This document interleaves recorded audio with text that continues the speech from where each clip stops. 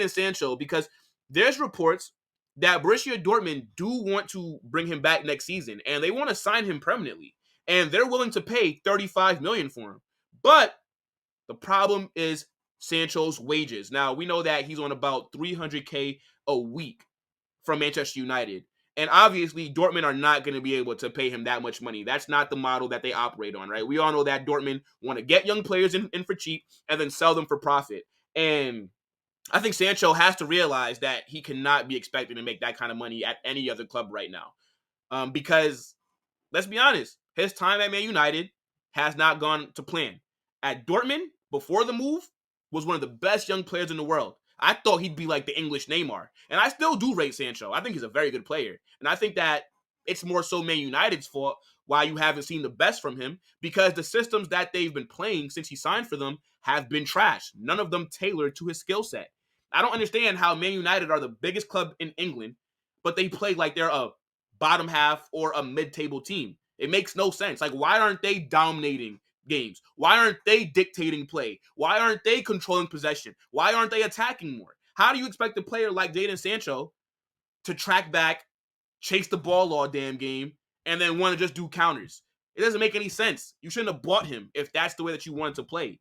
So, yeah, I don't necessarily blame Sancho for why he's been struggling at Man United, but he has to realize that he is considered a flop. And I don't believe any team in world football would actually pay him the full wages that he's getting at Man United. So he is going to definitely have to take a pay cut. And I think he has to realize that if he wants to stay at Dortmund, that there's just no way. 300K is not feasible. Now, I'm kind of split on if he does go back to United or not. I think it all depends on what Ineos decide to do with Ten Hag. I think if they retain Ten Hag, then Sancho is out of there. There's no way for him to come back.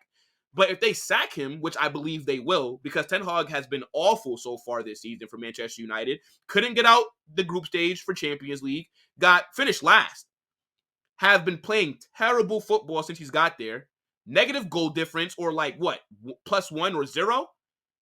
Look at the players that he signed. Mason Mount, Onana, Holden, Antony. Most of his signings have been flops. I just don't see how they keep him there. They also United signed some guy from Man City to be like their new president. Omar Barella. And I don't think he's going to be happy with the style of football that he has to watch every single week.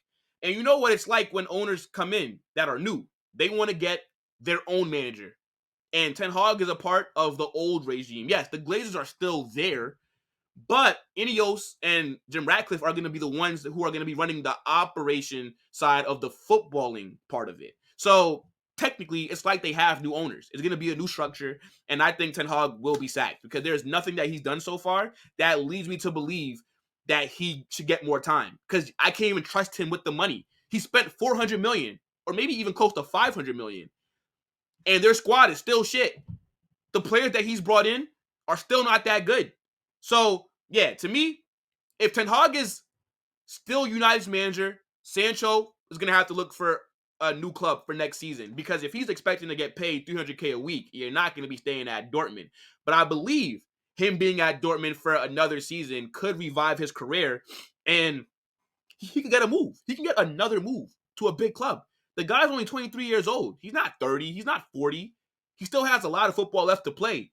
And I already told you, I would want Madrid to sign him. For sure, I think Sancho would be a good player to have in the squad. I think he could be a good winger to come off the bench as well. I rate him heavily. I think any big club should look to sign him, especially with his value being so low right now. I'm viewing Sancho like the stock market.